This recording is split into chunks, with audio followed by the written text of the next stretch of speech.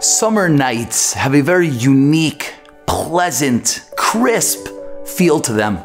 Especially upstate, walking, it's dark, and then you'll see a little light.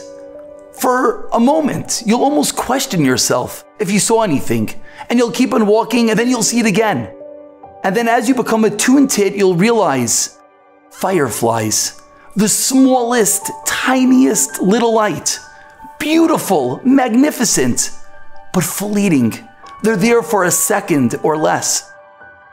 Back in the days of old, people would take a glass jar and try to catch one of those fireflies. And you'd catch it. And what would it give you? It would give you a dot of light for a dot of a second and then nothing else.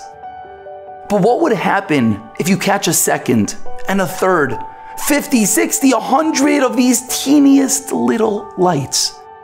Together, they'd each be flashing at different moments.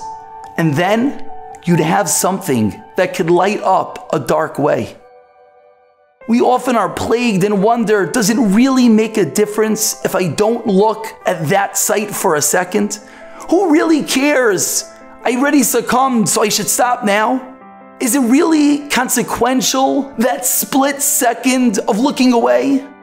And the answer is, each of these teeniest little actions, as we're walking down the street and we become a drop stronger, and we don't look there, and then maybe we do, but the next time we say, okay, I'm gonna stop, and we're about to click and we hold ourselves.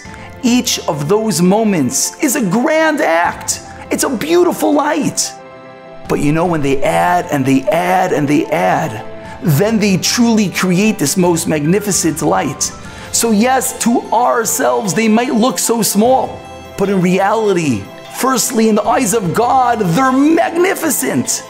But we can even realize and touch their greatness. When they add and they grow, then they truly create something, a beautiful light that will light up our own lives each and every day.